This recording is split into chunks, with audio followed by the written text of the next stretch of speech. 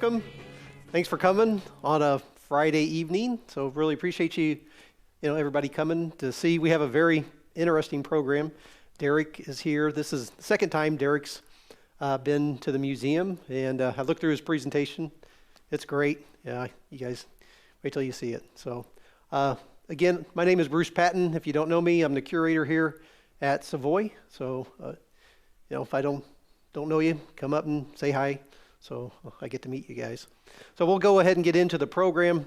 What I'd like to do is I kind of step through some of our upcoming events, our exhibits that we have coming. I'll introduce Derek, and we'll be recording this. So if you will, when we get to the question and answer at the end, we'll have a microphone, and we'll pass that microphone around. If you would, please wait until we hand the microphone to you to ask your question. That way we can get it on the recording. So, and also everybody can hear it then. So we have some upcoming exhibits.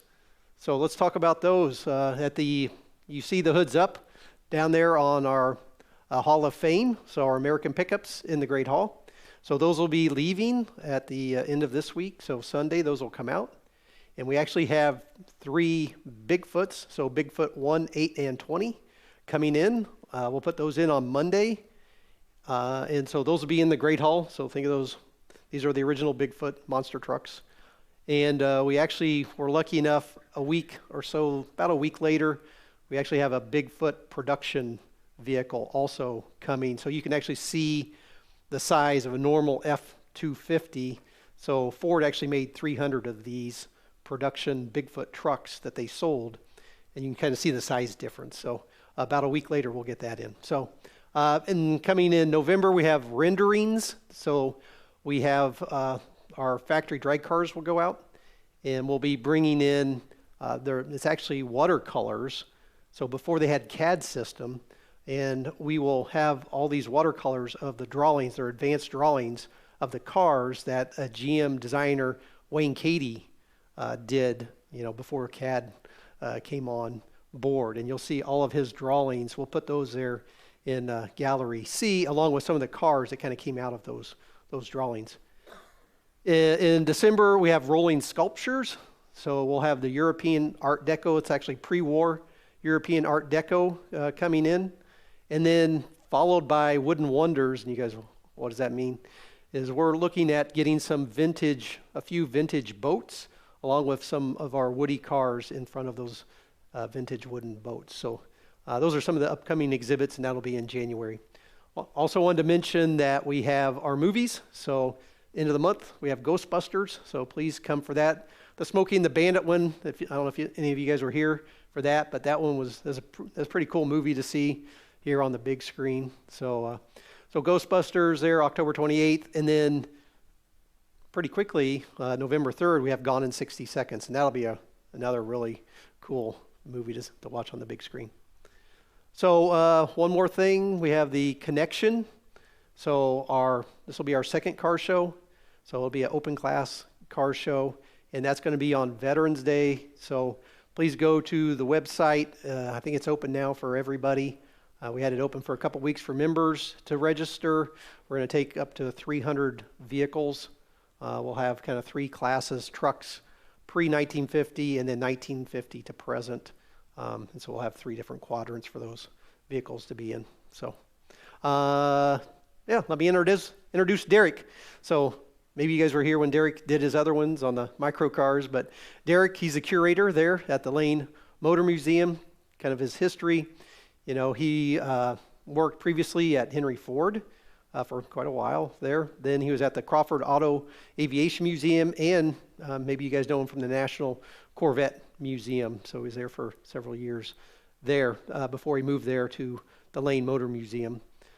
His passion in history is the technological progress in transportation and how it impacted the development of the automobile. So it was kind of interesting here in the beginning. We were kind of going through a little bit of that, and it was interesting to hear, Derek is almost like an encyclopedia at times with some of the stuff that he can come up with. He's also passionate about the preservation of unrestored vehicles and the historic information collected by their study. He holds a degree in the history from Eastern Michigan, which I know where that is because I was up in Michigan for quite a while. And he has a minor focused on the history of technology. He also has his own personal collection of pre-World War II era vehicles. So I'd like to welcome Derek. One other thing is, we can put this in on you, Derek, but a little on the Lane Motor Museum. So if you're not familiar with the Lane, again, Lane has been kind enough to do collaborations with us here. But their car, up there in or their museum up in Nashville, they have 550 or 525 or so cars, something like that, 60 motorcycles. They have airplanes, bicycles, military vehicles up there. And, they have the largest collection of European cars in the U.S., but there are also cars from Asia, South America, United States. So if you haven't been up there, please go up there. It's incredible to see. So, and I'll leave it over to Derek. I'll take that. Thanks. Got to remember to turn your mic on. Good evening. How's everybody doing? Good. So I want everybody to be honest. I know there's two folks over here that are going to raise their hand, but who had actually heard of a Tatra before the Savoy put this exhibit together? Oh, more than I expected, Most people have no clue what I'm talking about when I bring up the name Tatra, and do not know that it was, of course, a Czechoslovakian-built automobile. Actually, one of the oldest automobile or automotive production companies in the world to this day. So a rich history in Tatra. So this evening, I'm calling the presentation Tatra Evolution, from carriages to advanced automobile design, because we have to understand that Tatra really in the pre-World War II era had become really one of the most advanced automobiles in the world, even though we didn't know it here in the US necessarily. So the company itself has a very deep and interesting history in that kind of part of the world that Czechoslovakia is in. And of course, everything Czechoslovakia has gone through over time, this company has also witnessed and had to live through and survive through. So if we go all the way back to the very beginning of what would become Tatra, okay, this is their, what I like to call horse-drawn beginnings. A saddler named Ignaz Šustala, and forgive me, my Czech and foreign languages are not the best, so I may mispronounce some things this evening. But he settles on land that's actually owned by his brother in 1850 in an area, small town called Nesseldorf, there in what is Czechoslovakia.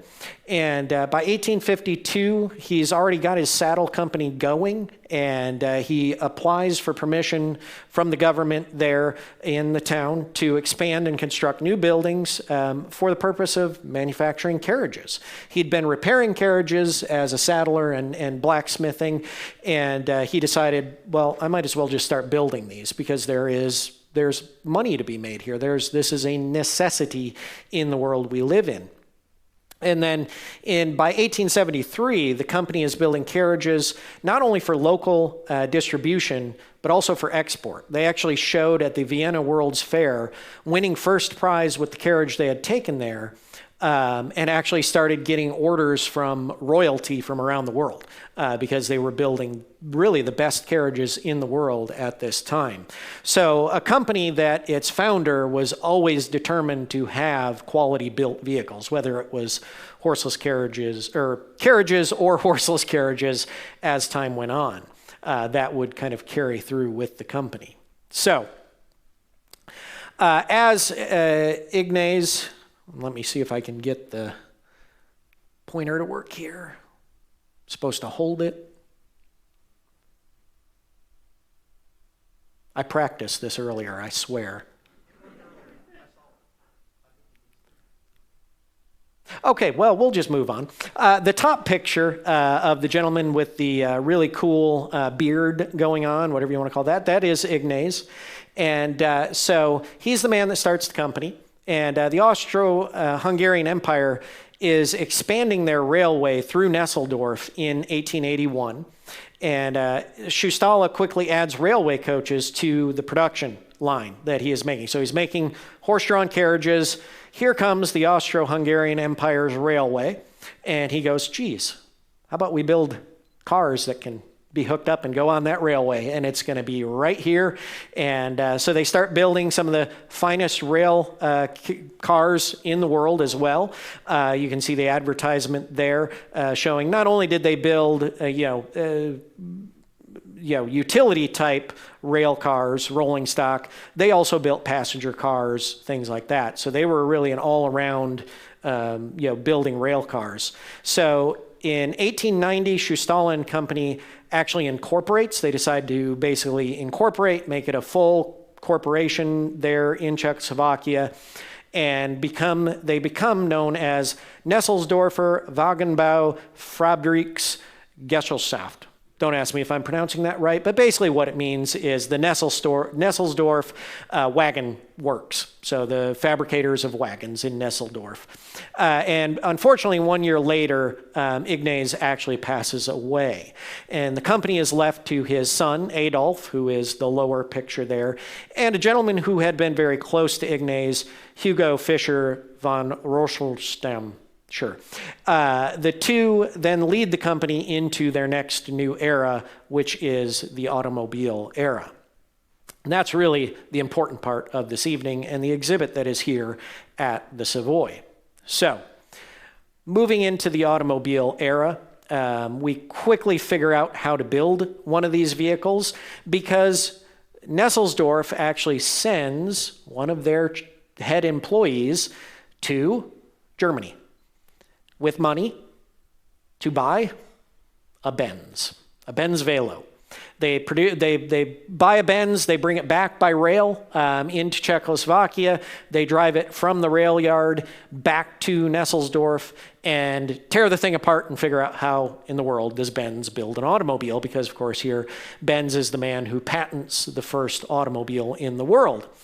So they tear this Velo apart, understand how this has been built, and then start work on their own. So there's probably really no doubt that the car they build in 1897, called the President, it looks quite a bit like a Benz. Okay, this is the President that you see over here on what is your right-hand side. And it quickly shows that it performs very well. And hired into the company right around this time is a young gentleman, 19 years of age, named Hans Ledwinka. Some of you may have heard of Hans Ledwinka. He is a well-known name in automotive history. But he's hired initially to work on those railway coaches that they're building. Okay, he's a very talented young man, has a background in blacksmithing and fabricating and all these things that you need to build vehicles. And he quickly kind of finds himself, maybe he kind of finagles himself onto the President project so that he can be involved in the budding automobile industry as well, which he finds very interesting. So, by the end of 1897, Nesselsdorfer, the company, has constructed their first horseless carriage, named the President. And it was actually named in honor of the first president of the first, essentially, automobile club in Czechoslovakia. It was actually a couple companies had called their cars the President in honor of the kind of first club around the horseless carriage. And as I say, at age 19, Ledwinka is working on the President. And of course, you can see the picture you see here is actually a recreation of the building of the President. Of course, they didn't take a picture when they were actually constructing the car in the 1890s, but later in the early 1900s, they decided to get the group together that had built the car, those that were still left at the company, and kind of bring the President in, take it apart a little bit, and set up a recreation of building the car. And you can see Ledwinka underneath the car, highlighted in yellow there. And this is kind of important because Ledwinka is underneath the car. Okay, this is where all the mechanicals of the vehicle are, right? They're underneath. This is where the drive line is. This is where the engine is going to, all the living portions of this vehicle, right, are underneath. And that's really going to be the story of Hans Ledwinka. Okay, he's under there studying, working on, understanding how automobiles operate and function. Okay, so they build a total of 7 vehicles by 1899. All very similar to the President. They all get different names. A few of those cars exist in museums in Czechoslovakia. Tatra Museum and the Technical Museum in Czechoslovakia have a few of these. And then they bring out a car called the Alter Verer, old 4-seater, if you were to translate that to English. This is the car that becomes what they know as the Type A. And you'll see the race car at the top there. This is actually the very first Tatra race car, or Nesselsdorfer race car built, the Rennzweier, and it participated in a number of early races in Czechoslovakia, and actually was a very, very good race car, won a number of those races. And that car still exists today over in Czechoslovakia. That is an actual picture of it in the museum it sits in. So Ledwinka, Hans Ledwinka, is now involved in the engineering of all of Nesselsdorfer's automobiles. Okay, and this now is the man that, as he's working on this, he develops a 4-speed manual transmission for the Type A.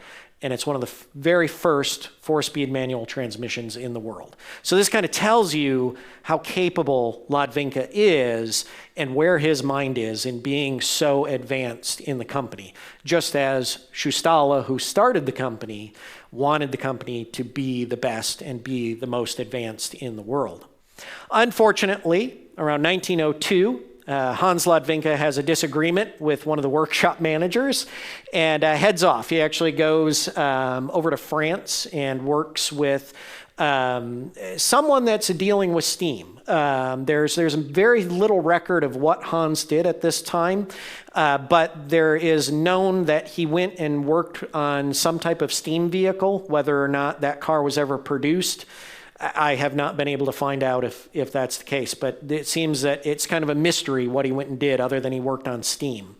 So he comes back in 1905, and he's appointed the director of the automobile division within Nesselsdorfer.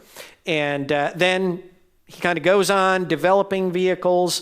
And in 1916, actually a blacksmithing forge called Steyr reaches out to him and asks if he will come up because they want to get into the automobile industry. And they know that Hans Ledwinka is one of the best engineers in the world at the time. So Hans Ledwinka, having some more disagreements at the company, decides he's going to head off and start the Steyr automobile division for Steyr. And of course, if anyone knows what a Steyr is, a Steyr is another very advanced automobile, absolutely beautiful cars that Ledwinka helps them get going. During his time before he left for Steyr, he really worked heavily with Nesselsdorfer, what would become simply known as NW as their logo for the vehicles, in developing what would be known as the Model S, the Model T, and the Model U. And you see a Model S, the green car at the bottom, which were highly advanced from the Type A that they had built, or the Model A that they had built about 20 years prior to that. And so he's thinking very advanced. That's why he goes to Steyr. Again, part of the problem, the automobile division was struggling. They didn't know if they wanted to keep it going. So, he just kind of moves to where he knows he can do what he wants to do. But he will come back. So, while he is gone, the Tatra crew that is over the automobile division actually goes out and they start testing the Model U, seeing how capable it is in different areas of Czechoslovakia, maybe where they're going to head with the next automobiles they're going to build, if they're going to build more. And they take a Model U, actually I think they take a couple, 2 or 3 Model Us, over to the Tatra Mountains. It's about 3 hours from Nesselsdorf, where they went in the Tatra Mountains. And It was actually kind of late in the year, and snow had fallen. And the Tatra Mountains are notorious for being impassable. It's a very, very rugged region of the world. And as they're kind of making their way up the mountains, they're passing horse-drawn sleds, getting this Model U's up through the mountains, and they finally come into a small mountain town. And the entire town, well, so they say, a number of folks from the town come out because, well, we've never seen an automobile make it up here during snowfall. This is incredible. And supposedly during that event, in the crowd, one of the Tatra employees hears someone overhears someone say, "Wow, this is really a car for the Tatras." And he takes that back with him, and they decide that it's appropriate to name the car Tatra at that point. So the name of Tatra actually comes from testing in the Tatra Mountains. And it's kind of by happenstance, if you will, that the car actually becomes known as this. Because prior to this, it's just Nesseldorfer or an NW. So they come up with this name, and the name actually appears on the first vehicles, actually 2 of their trucks, in 1919. So Ledwinka eventually kind of gets tired at Steyr, and he wants to come back because he's feeling now limited at Steyr, because Steyr is wanting to build large cars. They're wanting to build somewhat high-end cars, very large, cars for the higher end, where the money exists in Europe. Ledwinka has this idea to build a small car. Okay, he's thinking ahead. We need to build something that's small, maybe a bit more affordable. So he comes back to Tatra, has this idea for an all-new automobile. And this is the car that will become known as and referred to as the T series. So if you ever hear about a Tatra, a T57, a T97, a T87, this is Ledwinka's work. His whole plan for the new vehicle, a small, horizontally opposed engine, air-cooled, 2 cylinders, with a backbone chassis design, which uses a torque tube between the transmission and the rear axle. Okay, so that is the picture you see over here. This is the backbone chassis. Okay, this is somewhat groundbreaking for Ledwinka to come up with. It probably looks familiar to some of you. There were a number of cars that eventually would use a torque tube backbone chassis design like this. But you see that the engine is up front. You have a transmission, and then that solid torque tube that goes between, that's the only framework of the chassis. That is what holds everything together. And then you have your rear driven axle at the back. And you'll actually notice it's actually kind of independent back there. It's actually got an early type of basically swing arm, which we will talk about in a little bit. And the first car to come out with this all-new design is called the T11. So this is where Ledwinka starts building this entirely new idea of what Tatra is going to be. Now, as he moves into this design, he and Erich Überlacher revolutionized the backbone design in the early 1930s. Okay, so they've built a number of these backbone chassis vehicles. As I say, the T11, the T12, the T57, the T57A. There's a number of these vehicles that are being built throughout the time, the 20s into the early 30s. But in the early 30s, he works on this idea to move the engine to the rear. So he brings the engine from the front, puts it at the back, and develops this very interesting rear engine prototype. And this is going to be the beginning of the streamlining era for Hans Ledwinka and Tatra. Hans and the team, they actually contact and work with a doctor named Paul Jarret. He actually is the man who did all of the aerodynamic study and streamlining for the Zeppelin company. Okay, and yes, we're talking about the Graf Zeppelin, all of those German Zeppelins. That design is all harkened back to Jarret's work. He was an aerodynamicist by training, and develops this whole idea around it. And after he does the airships, the Zeppelins, he actually starts thinking about how you can streamline the automobile and comes up with the earliest designs of streamlined automobiles that we see in the auto industry. And one of those pictured is one of the early Audi concepts there with a Paul Jarret streamlined body. And Ledwinka, of course, interested in advancing Tatra, thinks this is the way to go, aerodynamic styling, and brings Jarret in to work with the team. So we mentioned these vehicles a little bit ago. The first streamlined Tatra prototypes were completed in 1933, the V570. And the prototype V570 was developed off of a car I already mentioned, the T57. And when we harken back to the T57, it was a small, rugged automobile that Ledwinka had built on the backbone chassis, which is exactly where he wanted to keep things going as much as possible.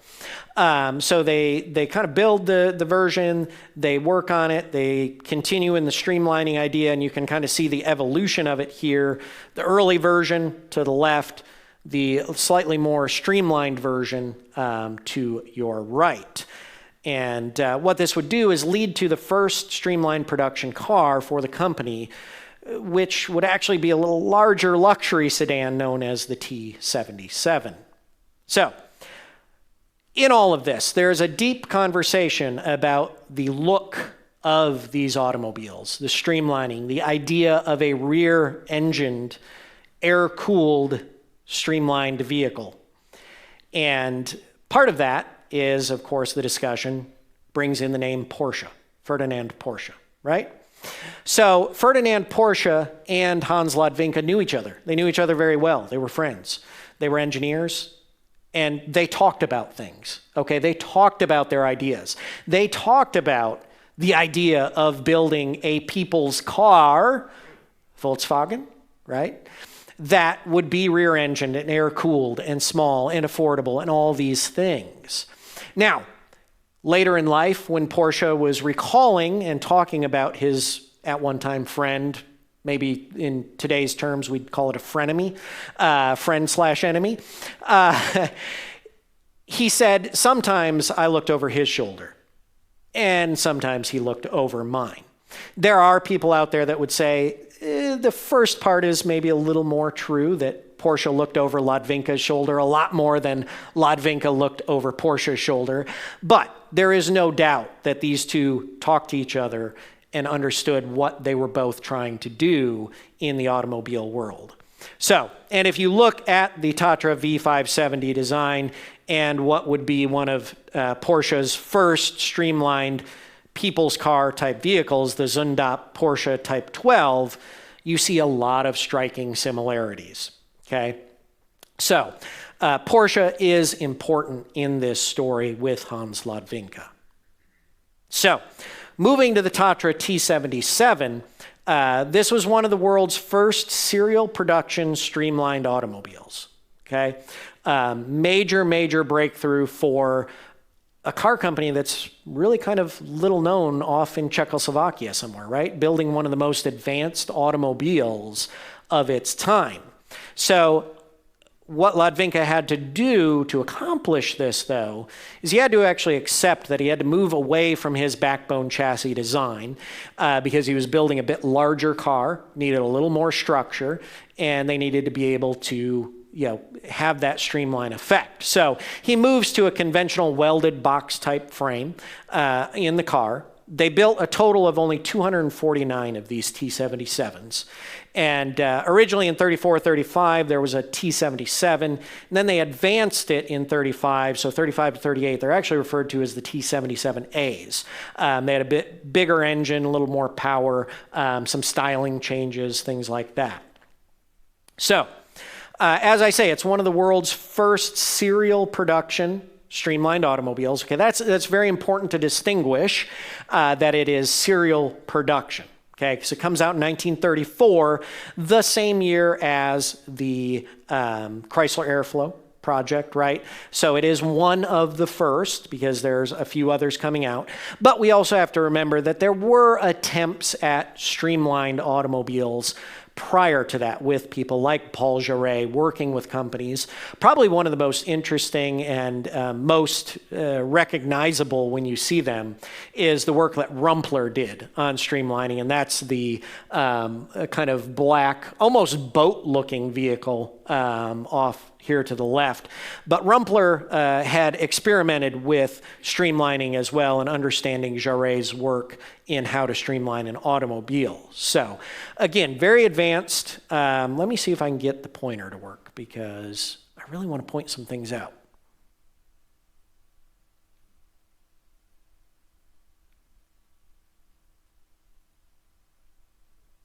Yeah, it's not seeming to want to work. Maybe I messed something up. I don't know. Oh, there it goes. There it goes. Okay. So on the T77, one of the things I want to point out, you can see obviously this is the blue car here in color is the T77. But you can tell, obviously, it's rear engine, okay, because we've got this big kind of overhang at the back. You can see the louvers to get the hot air out. You can also see right up, this is very touchy, right up here, got it. You see these kind of roof level intake vents, okay, that's on the T77. And then you see kind of this long stabilizing fin out the back for the aerodynamic flow around the vehicle.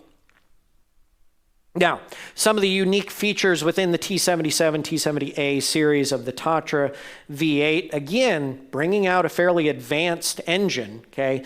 This is a V8, number one, so we've got an early V8 design.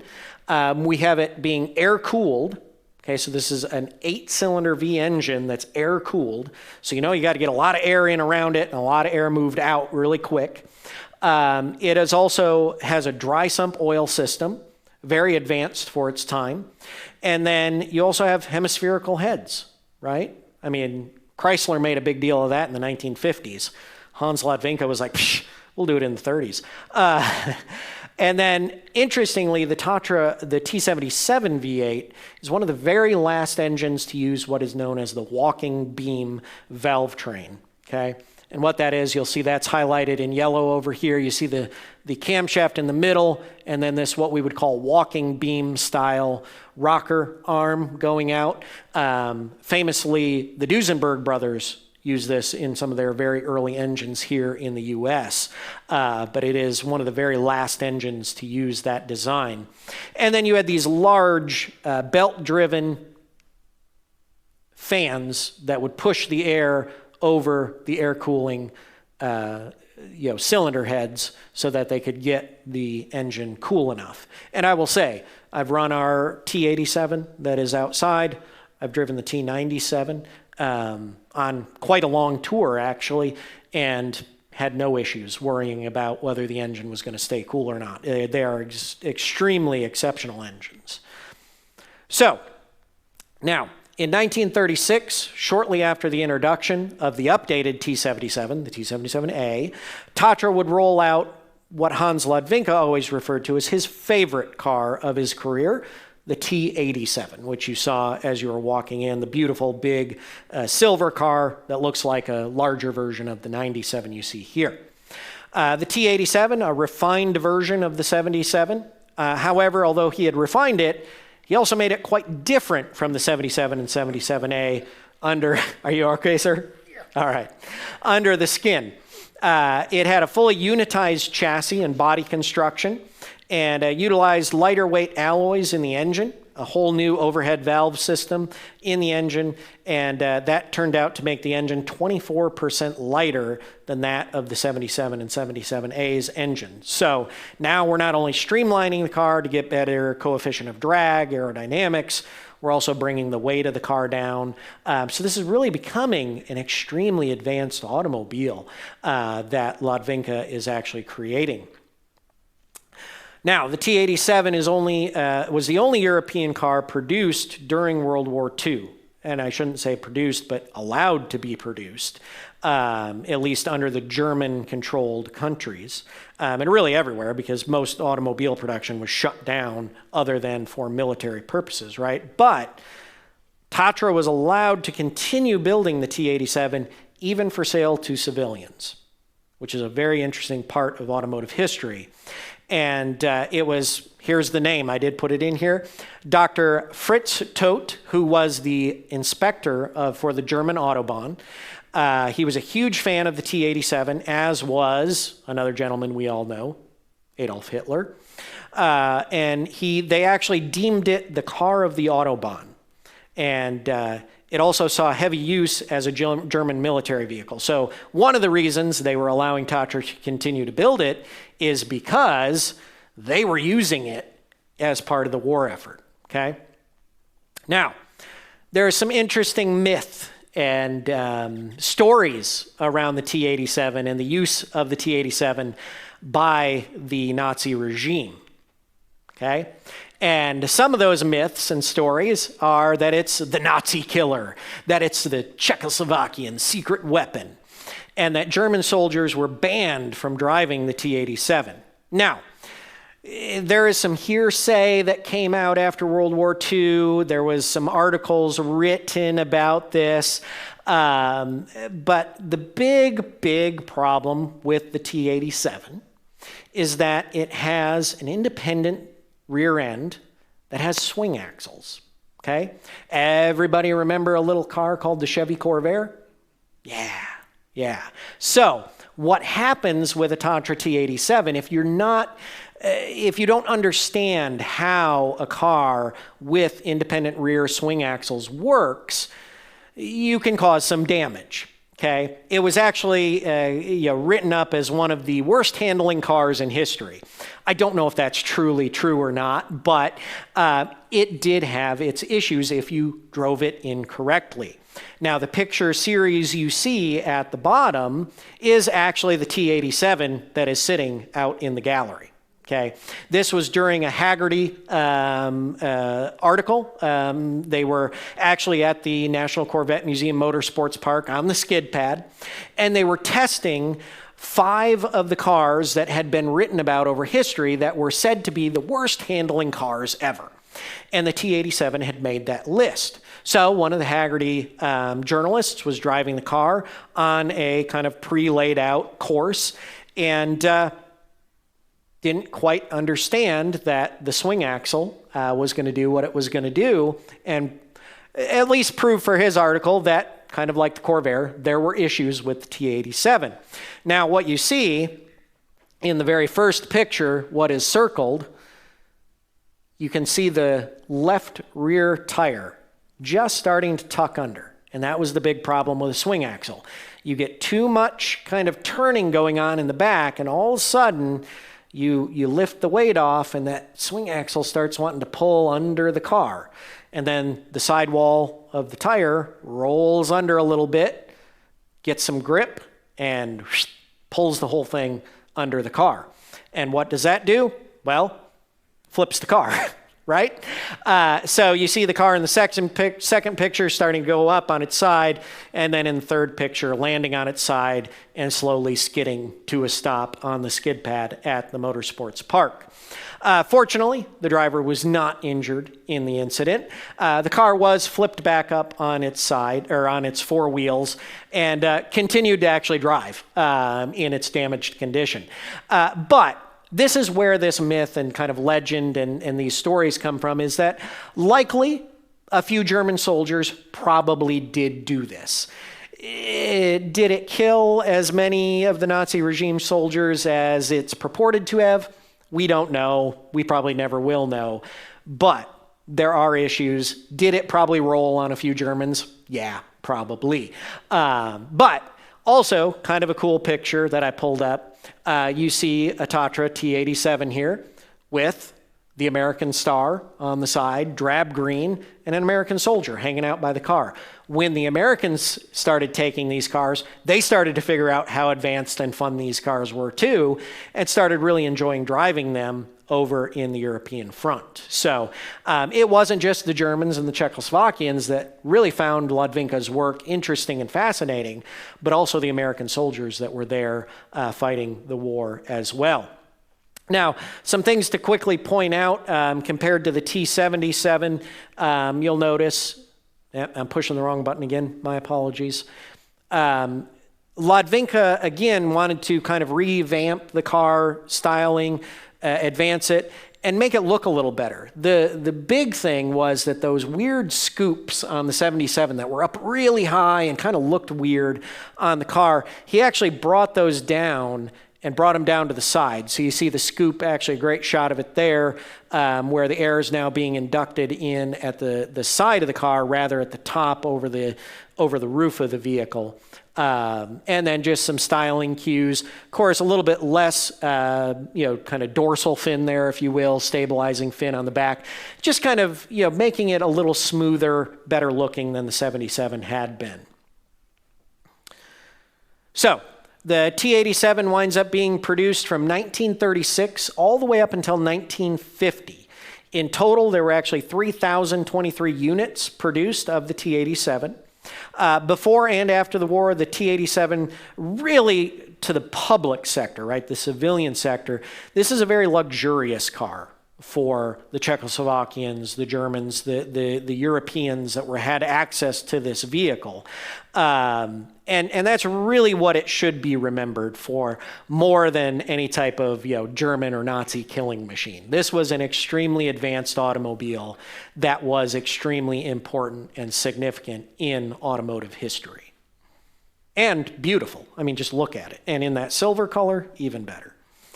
So, beginning in 1937, Hans Ledwinka and his son Eric, who is now working with the company, unveil yet another new aerodynamic car, much smaller, much more, somewhat trying to get to what Hans Ledwinka had been hoping for, and of course what Porsche and so many others were working on, a vehicle for the masses.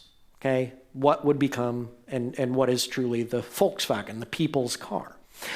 So they unveil the 97. We see a T97 behind me here.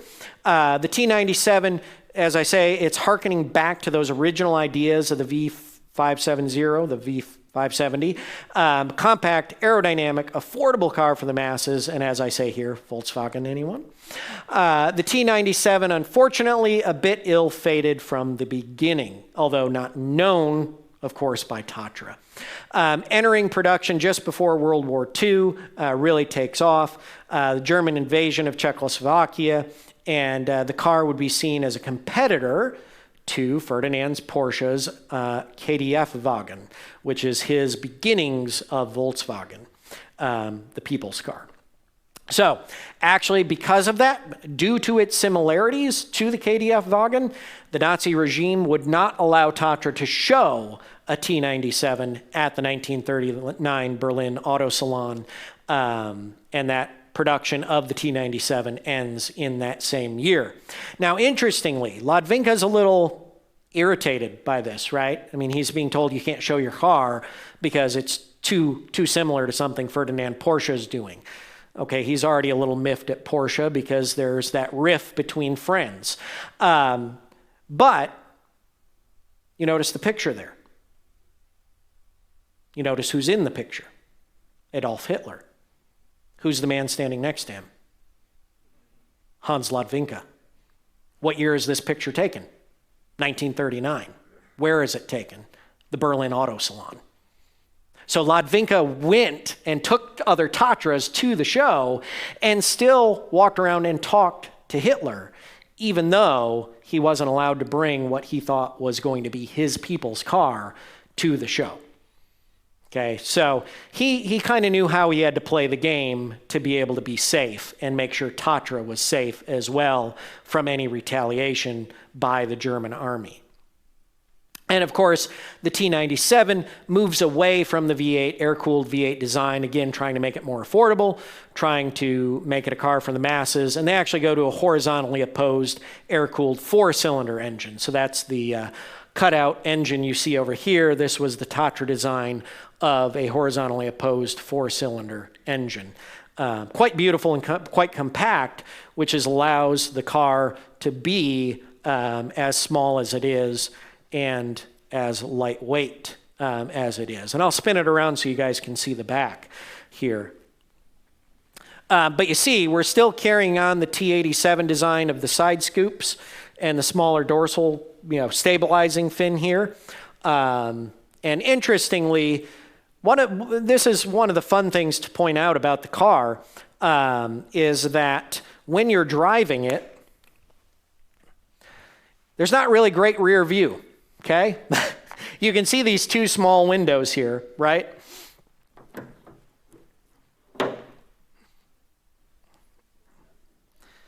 And you have a very, very stable deck, kind of deck lid here. But you can see how compact this is. It's quite amazing how small this really is compared to the V8s in the 87 and the 77. But you'll notice this back window here, okay? So we've already seen there's two small back windows, right? Now we have a small back window here, but that doesn't go to the passenger compartment. Okay, this is kind of a firewall, right? For the engine compartment. But between this window and right about here in the car, where there is a third window, is the trunk, the luggage compartment. Okay, so your luggage would go back here, and when you're trying to back up, you're actually looking through 3 pieces of glass before you actually see what's behind the car. It's quite challenging. But, hopefully you don't have to back up a lot and you can just drive the T97 as it's meant to be beautifully down the road going forward. So, extremely, extremely advanced design for this period of time.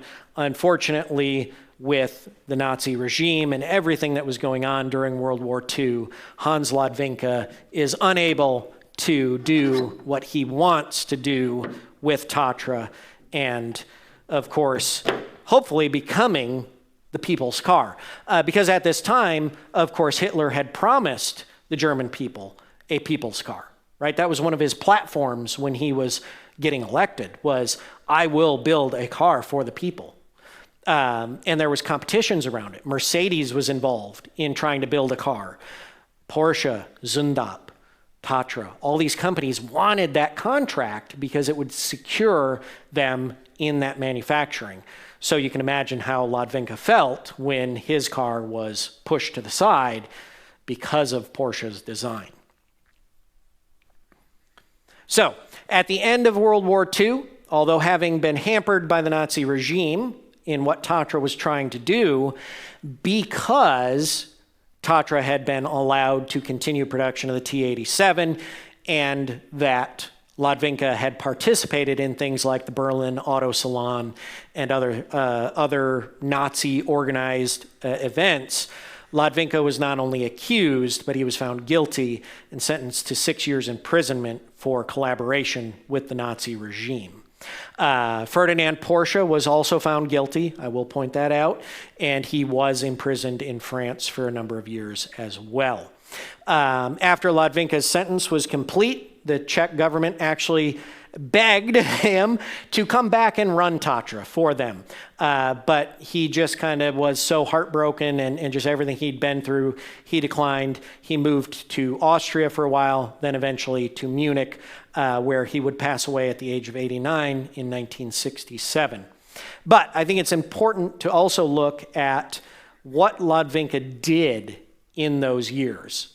We have to understand that from basically the 1890s, he was involved with a company and saw the earliest days of the horseless carriage, building the President, building his backbone chassis design for the T11 series and up, which the picture you see here is a T11 T12 Targa Florio race car. In 1925, Ledwinka and the company decided they were going to take on one of the most grueling races, the Targa Florio in Italy, and they were going to use T11, T12 based cars to go race. Now, they had done some racing in Czechoslovakia. They'd never been out really on the international stage. So here this company, Tatra, from Czechoslovakia shows up at the Targa Florio, which they've never been there before. They got this goofy little car with a 2-cylinder, horizontally opposed, air-cooled engine sticking out front. Who are these guys? They have a team of unknown drivers from Czechoslovakia. Yeah, they're nothing. They're in the under 1100 cc class. Well, by the end of the race, everybody started questioning what Ledwinka was up to because they came in first and second in that race. Okay, so they showed the Targa Florio in the under 1100 cc class exactly what Tatra was capable of. And of course, near the end of his time with the company, building the T77, T87, his favorite car, and the T97, truly some of the most advanced pre-World War II automobiles in the world. Hans Ledwinka was an incredible, incredible man who, without him, who knows exactly how soon we would have had some of the advancements that Ledwinka was able to push through, even being hampered by things like the Nazi regime. Now, when Ledwinka is no longer with Tatra, he doesn't come back. His son Eric is still there. Julius Makarel takes charge of the automotive design and development division. He had been a pupil under Ledwinka at Tatra, and he introduces the T600 in 1947. And it's a blend of the T87 and the ruggedness of the T57. The T600 is also known as the Tatra Plan. Okay, well, there's a silver T600 out there as well you can look at after if you didn't see it before. And it carried a bit of what I would call a vestigial fin from the 77, 87, and 97 models. And you see all the Tatra Plans parked there behind the bare chassis. And you see that little tiny fin that's still there, carried over in that aerodynamic styling. Between 1947 and 1952, they build over 6,300 T600s. And interestingly, again, now we're in USSR, Soviet communist-controlled Czechoslovakia. Okay, like I said in the beginning, this country and this company goes through a lot. And unfortunately, in 1951, Tatra is told by the government, yeah, you can't build cars anymore. Send your design over to Škoda, and Škoda will build the car now. So now Škoda is told they're going to build the T600 Tatra plane. They build it for 1 year, sales plummet, and they cut the production of the T600 out of existence. So Tatra also unveils in 1955 the T603, which you see the red car up here. That car is out here as well. This is a large luxury sedan that brings back the mighty air-cooled Tatra V8. The T600 we just talked about had that horizontally opposed 4 like the T97 did. The T603 becomes extremely popular over a 20-year production run. 20,422 of these are built. Now, they're fairly expensive for Soviet communist controlled countries. So we see a lot of these going to the political elite. A number of them are, government cars. They're used for moving ambassadors around, things like that. Actually, I just came across a reference that, believe it or not, Yasser Arafat used one of these for a long time during his political control. So, the 603 becomes a very successful race car as well, interestingly, running in sedan racing and rally racing. I mean, you would look at the size of this four-door sedan and you'd think, really? But it does extremely well in racing. And they actually use the V8 engine that is in this, reconfigure it into what they call the 607, and go Formula One racing with it. And that's the car you see, the open wheel racer there. That is a 607 that we have at the museum. It is an original body with a recreation of the chassis and engine underneath it. But it is one of the original 607 bodies. And the black and white picture you see there is actually the early styling buck. And you can see they were actually going to keep the stabilizing kind of dorsal fin on the car, but eventually decided that at the design point they were at. We really don't need that anymore. And they just take it completely away, just leaving a small ridge down the back of the car. And interestingly, this car, as I say, unveiled in 1955. Okay, 1955. The one out here is a 1958. It has a split rear window. Anybody remember a famous American car that they made a big deal about having a split rear? A 63 Corvette. Almost 10 years earlier. Okay, Tatra has a split rear window design. I just like to point that out. I think it's kind of cool that, we have to look all over the world to understand styling of vehicles. And it just so happens when you leave tonight, take a look at the 603 that's here from the museum, because it is actually the 1958 Geneva show car. It was Tatra's show car at the 1958 Geneva show. So very important car, and it is pretty much completely unrestored original condition.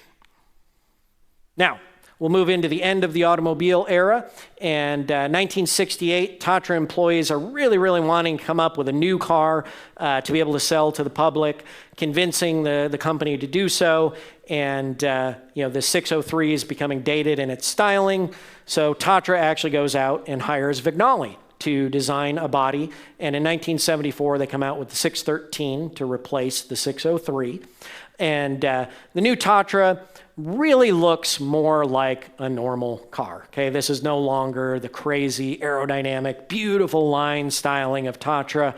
We're really moving into the box design of the 1970s automobiles. So the engineering has been changed. The car actually becomes mid-rear engine, right? They actually take the engine and get it from all the way out behind the rear axle, pick it up, they bring it and actually put it over the rear axle with an integrated transaxle with it. Sales start to slow for Tatra in the automobile realm, and the 1990s bring about the opening of Behind the Iron Curtain, right? We have the opening of the Iron Curtain. Western vehicles are starting to pour in to what these countries that had never seen these cars, and people are much more interested in the Western cars than they are the Tatras that are being built and other cars that are being built behind the Iron Curtain, mainly because although Tatra is still fairly advanced, the cars coming from the West are even further advanced by this time. So sales start to slump. Only a total of 11,000 613s are actually sold during their production. And the T613 would evolve into what we know as the T700 in 1996. This was just an update, modernized version of the 613 that Tatra was just hoping they could come back and grab hold of the auto industry, competing with the imports. It did not work for them. Absolutely, terrible sales. No one was wanting to buy the car. They literally built 75 of the T700s between 96 and 1998, roughly, and they end production of automobiles. So this is the end of automobile production for one of the oldest automotive manufacturers in the world. However, it's not the end of what I always make a distinction between automobile and automotive. Okay, automobile is typically what we refer to as our car. Okay, automotive is pretty much anything that will move under its own power, right? Self-propelled. So although they're not building personal cars, automobiles for the world, they continue building what they'd been very well known for a number of years, heavy trucks. Okay, they'd been building trucks basically since the T-series of Tatras had come out. Actually, before that, some of the Nesseldorfer trucks were very popular with military, Czech military, and agriculture farmers. So to this day, Tatra continues the production of automotive products like heavy trucks for defense use, forestry, mining, agriculture, anything you can think of that you need a heavy truck for. Tatra pretty much has an application for it. We actually have a 6x6 flatbed at the museum that is a Tatra. So Tatra to this day remains one of the oldest transportation companies still in production. And by the way, even though they build heavy trucks, they're still crazy enough to go racing and do really well. So off-road is working for Tatra very well. And with that, anybody know what that word means? The end, yes. Koniec in Czechoslovakian, the end. So thank you all for coming out, listening to the talk. Hopefully you learned a little bit about Tatra and Hans Ledwinka and the advanced work that they were doing with the company during production times of their automobiles. So thank you all. Great. All right. So we will open it up now for questions. Oh, got one right in the front. The stabilization. Thank you, Bruce. Yeah. The stabilization fin, did it actually provide stabilization? Under Jouret's principles, it helped with the aerodynamics. I've never read whether or not they actually did like stability studies on it. I don't know. I'm going to look over here and see if you've ever read anything. No. But it is part of the Jouret principle of having that fin. You think about the Zeppelins and his airships and the stabilizers, you know, the horizontal stabilizer, vertical. So it's all part of that aerodynamic coefficient of drag. But I don't know that Tatra ever did any actual like stabilization studies of the airflow around it. Good question. Thank you.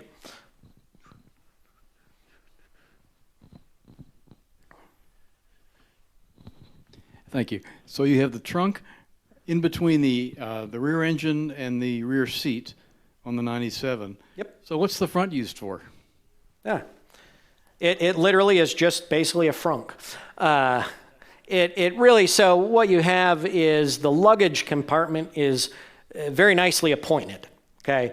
It's covered in the leather like the interior. Your luggage is going to be safe, not get all scuffed up and things like that. So really what we have in the frunk is more of the, necessities of being out in an early automobile.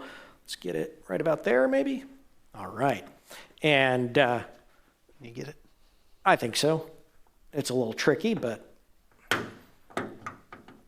there we go.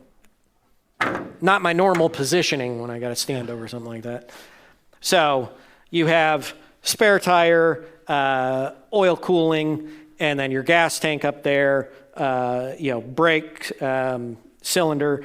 And so basically an area you don't want to put your luggage because number one, there's not a lot of room with the tire and everything up here, but your stuff's not going to be exactly as safe as it is in the luggage compartment in the back. So yeah, basically just storage area for more of the necessities of the car, gas tank, stuff like that. So. And did I read out front that one of these cars has 2 spare tires?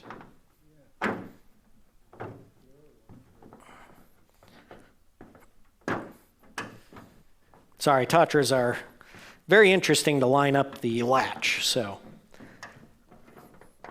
Well, we'll leave it like that for right now. Sorry, what was the question? Did I read out front that one of these cars has 2 spare tires? Probably. I'm not drawing which one that might be right now. Might be the 87. You remember, Mary? The Tatra Plan. Okay, the Tatra Plan. 2 spare tires. Yeah.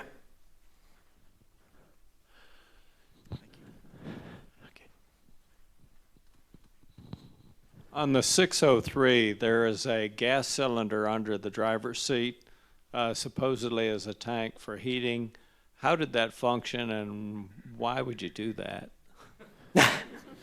So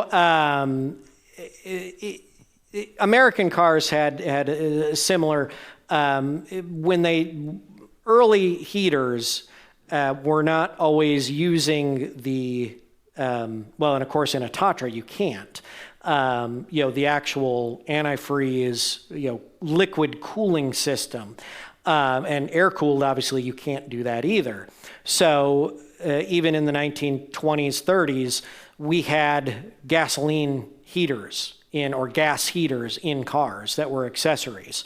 And so you would actually have a cylinder of gas and hook that up to a line and actually have a gas burning furnace, essentially, in your car up under the dash as your heater. So yeah, the gas cylinders were to put gas to those gas burning heat units that would be in early cars. Extremely dangerous. A number of cars caught on fire because of it, yes.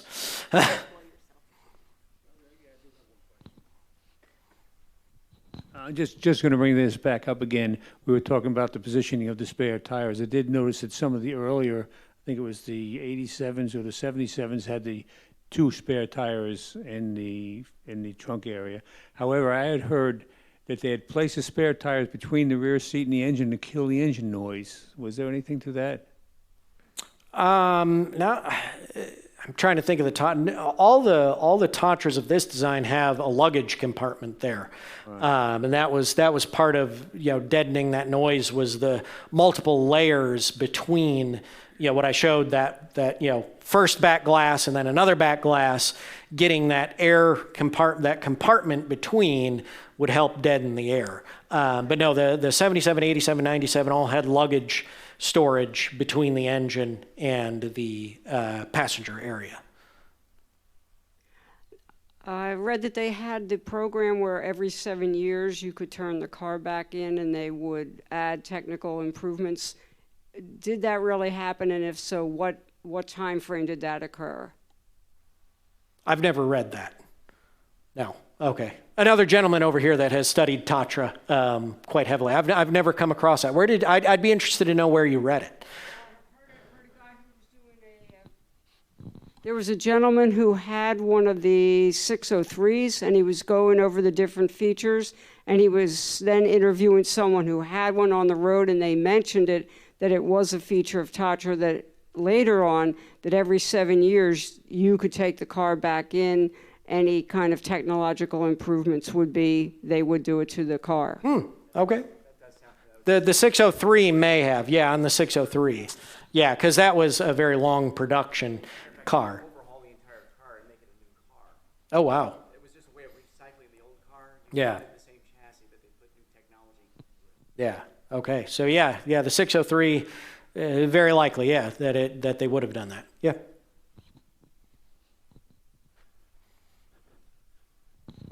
I should have asked this question when the rear end was facing us. The only thing that looked like close to a tail light was a little light mounted on the fin. Was that the entire tail light, brake light?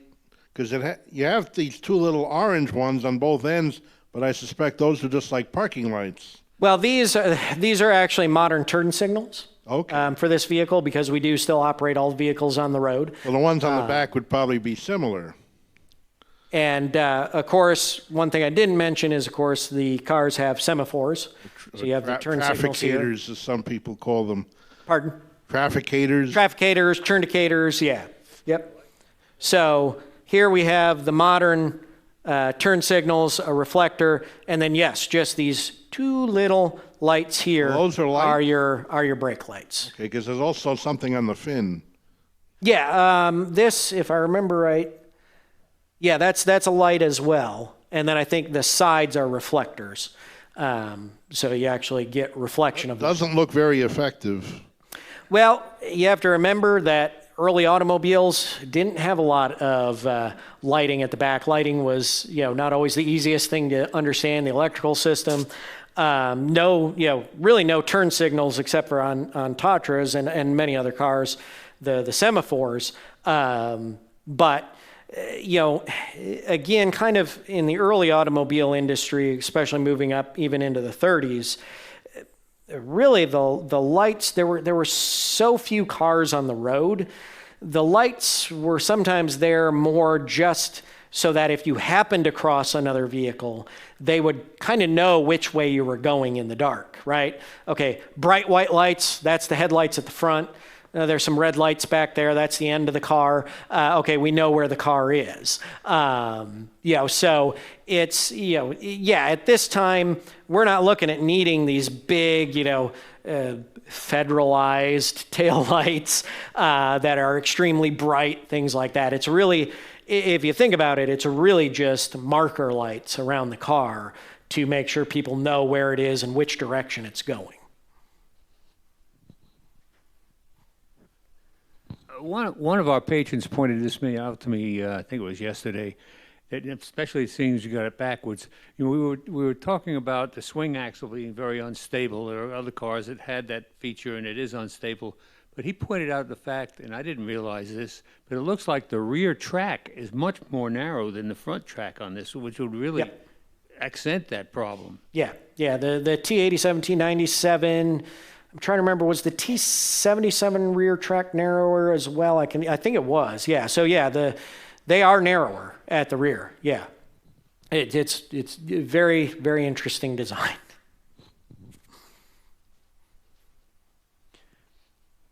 So one thing you didn't, at least I didn't remember in there, did you mention, was there ever a lawsuit? Oh, yes. Yeah. So there was a lawsuit by Tatra against Porsche and the Germans, and it got kind of, I'm trying to think of the right terminology, but basically, with everything that was going on in the Soviet kind of control, it was kind of like, well, yeah, whatever. It's, and then eventually, I don't remember the year. I think I saw the year on the label here. It wasn't until 1985 that the government would actually settle the lawsuit between Tatra and Volkswagen, and Volkswagen wound up having to pay Tatra 1 million Deutschmarks, which, of course, 1985, Volkswagen's already a massive company, and you can imagine that was, oh, here, let me get some pocket change out and make you guys happy. Yeah. Oh, yeah, sorry, microphone.